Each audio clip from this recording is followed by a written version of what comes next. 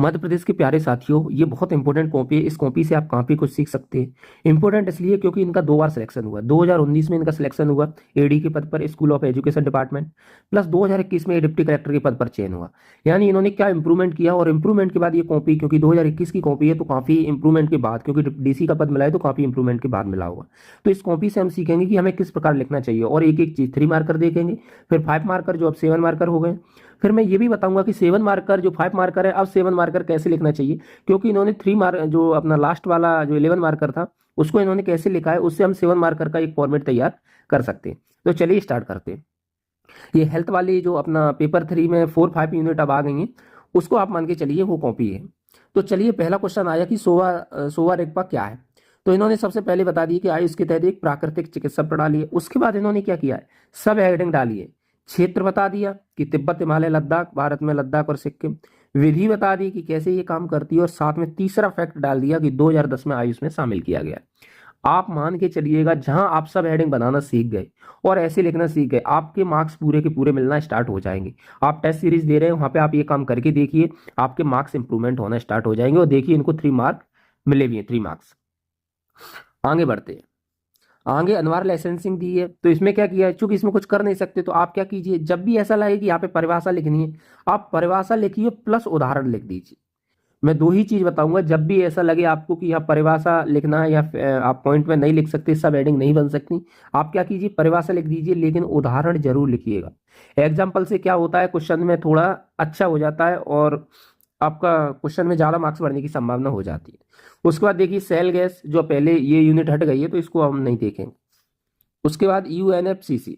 अब इन्होंने सबसे पहले क्या किया, कोई भी अगर आपको शॉर्ट फॉर्म में लिखा है तो उसको क्या कीजिए, फुल फॉर्म लिख दीजिए। पूरा नाम हमेशा लिखना ही है, पहला पॉइंट आपको यही बनाना है। कोई भी चीज शॉर्ट फॉर्म में आती है उसका फुल फॉर्म सबसे पहले लिखना है। उसके बाद कब लागू हुआ ये, यानी वो स्थापना उसकी कब हुई, उद्देश्य क्या था वो। देखिए 3 फैक्ट हो गए, आपका काम हो गया, 3 मार्क्स मिले इनको। इसलिए मैं इस कॉपी को लेके आया। कॉपी बहुत सारे टॉपर्स की है, लेकिन इस कॉपी में कुछ अलग था, इसलिए इससे सीखने को बहुत सारी चीजें मिल रही थी। आगे ये वाला क्वेश्चन इसलिए नहीं देख रहे हैं क्योंकि ये यूनिट 10 थी जो हट गई है अब। भूमिगत जल आपका है अभी, जल जो आपका ज्योग्राफी में कर दिया यूनिट 2 में। भूमिगत जल क्या है, तो सबसे पहले इन्होंने क्या किया, परिभाषा लिखी, पृथ्वी की सतह से नीचे धरातल व चट्टानों में संग्रहित जल। देखो एक उसमें सीधा फैक्ट, मतलब सीधी लाइन लिख दी, उसके बाद उसकी विशेषता बता दी, और विशेषता के बाद उसका महत्व बता दिए। 3 फैक्ट शामिल हो चुके हैं दोस्तों। मैं यही बताना चाह रहा हूं, क्वेश्चन कैसा भी हो 3 फैक्ट आप डालने की कोशिश कीजिएगा, आपके नंबर मार्क्स अपने आप बढ़ जाएंगे। और आप पूरी कॉपी देखिएगा, एक एक चीज आगे बताते जाएंगे। उसके बाद यूनानी चिकित्सा प्रणाली, वही सेम वही आयुष चिकित्सा पद्धति प्राकृतिक चिकित्सा प्रणाली है। जनक कौन है ये बता दिया, सिद्धांत क्या है, आप यहाँ ये भी लिख सकते थे विधियां क्या है, उपचार या विधियां, ये लिख दिया इन्होंने। तो 3 फैक्ट इन्होंने फिर से शामिल कर दिए।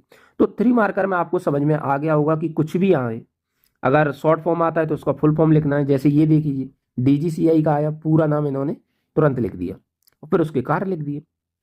यही है मार्क्स बढ़ाने का तरीका, यही है। अगर आप धीरे धीरे 0.5 मार्क्स बढ़ाते जाएंगे तो पूरी कॉपी में लगभग आपके 50 मार्क्स बढ़ जाएंगे। और हर कॉपी में 50 मार्क्स बढ़ने का मतलब है कि आपके लगभग 200 से 300 मार्क्स आप ज़्यादा लेके आ सकते हैं। मैं तो कह सकता हूँ अगर आप 10-20 मार्क्स भी बढ़ा सकते हैं हर कॉपी में, तो आप और लोगों से अपने आप अलग हो जाएंगे। ये हिग्स बोसोन बता दिया इन्होंने। उसके बाद ऊर्जा दक्षता ब्यूरो ये बता दिया। कुसुम योजना, देखो योजना कैसे लिखना है ये देखिए। सबसे पहले प्रारंभ कब हुई ये लिखना है, उसके बाद उद्देश्य क्या थी उस योजना के ये लिखना है। तो और उसके बाद इन्होंने एक फैक्ट और दे दिया है, देखिए यहाँ पे ऊर्जा के ये हेतु किसान ऊर्जा सुरक्षा महा उत्थान अभियान इसके तहत चल रहा है, वो बता दिया इन्होंने। तो 3 फैक्ट शामिल करने की कोशिश कीजिए। जब आप सब हेडिंग नहीं बना पा रहे हैं, सब हेडिंग वैसे बनाइए, देखिए महत्व, विशेष, और उसके बारे में लिखते जाइए। देखिए साइलेंट वैली आंदोलन है, कब स्टार्ट हुआ, क्या कारण था, किसने नेतृत्व किया, तो ये अपने आप नंबर बढ़ा सकते हैं। तो 3 मार्कर आपने देख लिए होंगे। अब हम चलते हैं 5 मार्कर, जो हो गए हैं अब 7 मार्कर।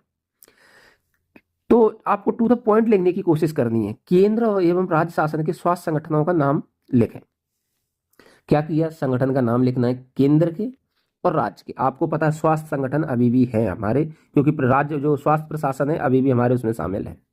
और क्या किया, ज्यादा इधर उधर की बातें नहीं की हैं, सीधा 1 2 3 4 5 6 केंद्र के लिख गए, 1 2 3 4 ये राज्य के लिख गए। तो अब देखिए इनको कितने 2.75 मार्क्स, अच्छे मार्क्स हैं ये, लगभग 3 मार्क्स मिलने चाहिए थे इसमें, फिर भी आगे देखिए इनको 3 मार्क्स भी मिले। ये देखिए क्लोनिंग क्या है, क्लोनिंग क्या है ये लिख दिया, इसके पक्ष क्या है, पक्ष ये आ गए, विपक्ष क्या है, विपक्ष के तर्क ये आ गए।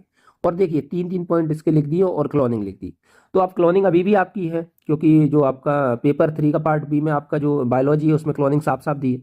तो उसके हिसाब से क्लोनिंग भी इन्होंने क्या, जनक का प्रतिरूप तैयार करना, एकमात्र जनक, मतलब ज्यादा भाषा बनाने की कोशिश नहीं की है, टू द पॉइंट लाइनें लिखने की कोशिश की गई है। और देखिए उदाहरण शामिल है इसमें, आप मान के चलिएगा उदाहरण जहां जहां आप लिखेंगे आपके क्वेश्चन में रियलिस्टिक आएगा, आपका क्वेश्चन लगेगा कि हाँ इसको रियल में जानकारी है, क्योंकि ये किसी चीज को कोऑर्डिनेट करने की कोशिश कर रहा है।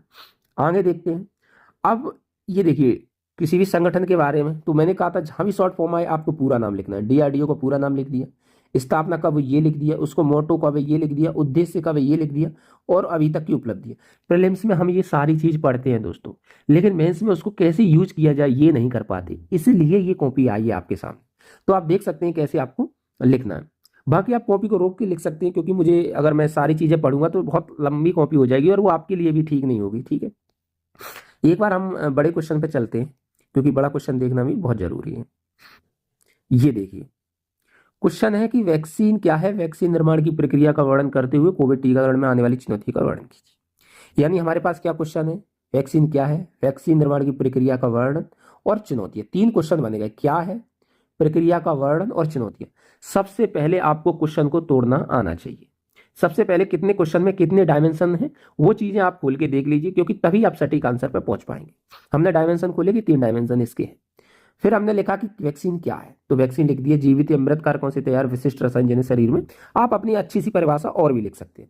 उसके साथ मैंने जहां हर बार मैं बोल रहा हूं जहां भी कोई परिभाषा लिखेंगे उसका एक एग्जाम्पल हम डाल देंगे। और ये आप जब भी शॉर्ट नोट्स या नोट्स तैयार कर रहे हैं वो आप डाल सकते हैं। मैंने भी काफी चीजों के नोट्स तैयार किए हैं, आपकी डिमांड होगी तो उनको भी सामने लेके आएंगे। उद्यमिता के मैंने जो एंटरप्रेन्योरशिप है पूरे नोट्स कवर कर लिए। एथिक्स का फिर से नोट्स अच्छे से बना चुका हूं मैं। उसके सोशोलॉजी के नोट्स आपके 3 यूनिट तक बन चुके। यदि आपको जरूरत होगी तो आप कमेंट बॉक्स में बताइएगा, हम उनको प्रोवाइड करने की कोशिश करेंगे। शॉर्ट नोट्स है काफी अच्छे, यानी 40 से शायद 42 पेज में पूरा आपकी उद्यमिता खत्म हो चुकी है। सोशोलॉजी भी करीब करीब 55 से 60 पेज में खत्म हो जाएगी, मुझे ऐसी उम्मीद है। अगर आपको अच्छा लगेगा तो हम यहाँ पे लेके आएंगे। चैनल को सब्सक्राइब करके जरूर जाइएगा, ये मेरी विशेष रिक्वेस्ट है आपसे प्लीज, क्योंकि मैं आपको हमेशा एक अच्छी चीजें लेके आता हूँ। तो चैनल को सब्सक्राइब जरूर कीजिएगा, वीडियो को लाइक कीजिएगा। आगे बढ़ते हैं। निर्माण प्रक्रिया इन्होंने बता दी कि सक्रिय वैक्सीन प्रक्रिया और निष्क्रिय वैक्सीन प्रक्रिया। आपको पता है जीवित जो जीवित जीव अगर उसमें है तो वो डायरेक्ट एक्टिव होती है, निष्क्रिय है। तो आप नोट से ये मेन चीजें हमको लिखना क्या है, और उसके बाद देखिए एग्जाम्पल यहाँ भी लिख दीजिए कि कौन कौन सी वैक्सीन है जो एक्टिव होती है और जो पैसिव होती है, वो सारी चीजें लिख दीजिए। उसके बाद क्या चुनौतियां देख लीजिए आप, तीनों पॉइंट खोले थे, तीनों पॉइंट इन्होंने लिखे और तीनों चुनौतियां ये इन्होंने इस हिसाब से लिख दी। आप मान के चलिए नंबर मिलेंगे या नहीं मिलेंगे। जब ऐसा लिखोगे तो नंबर अपने आप मिलेंगे। अब जब आप 7 मार्कर लिखोगे, क्योंकि अब आगे 7 मार्कर आपका आ गया है, और सबसे ज्यादा इंपॉर्टेंट अब इसी का है। जिसने 7 मार्कर अच्छे से लिख दिए उसका चयन पक्का है इस बार।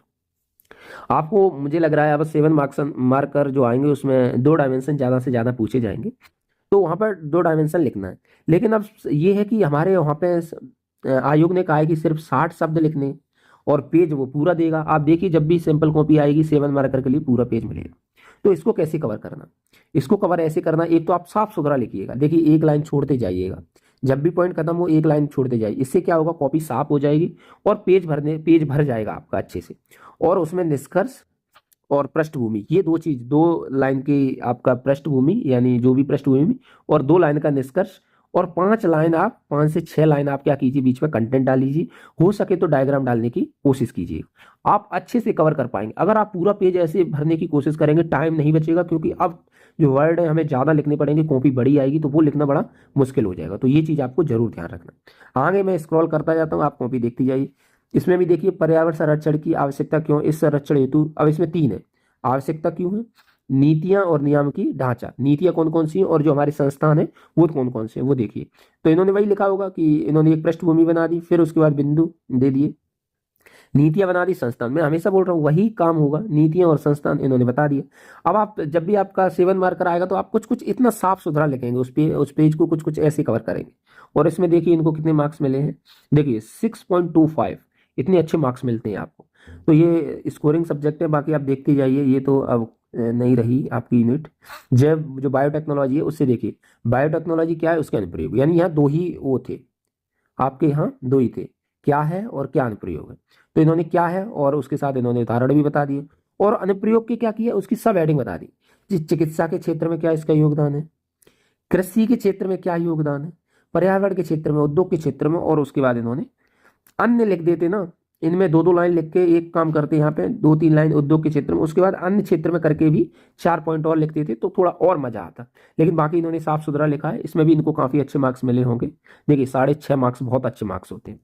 तो आपको उम्मीद है सारी चीजें समझ में आ गई होंगी। वीडियो अच्छी लगी हो तो चैनल को सब्सक्राइब कीजिएगा। बाकी मैंने जो टॉपिक बताए हैं वो मैं धीरे धीरे लाने की कोशिश करूंगा, क्योंकि बाकी चीजें धीरे धीरे ही हो पाती है। तो बहुत बहुत धन्यवाद दोस्तों। जय हिंद, जय भारत।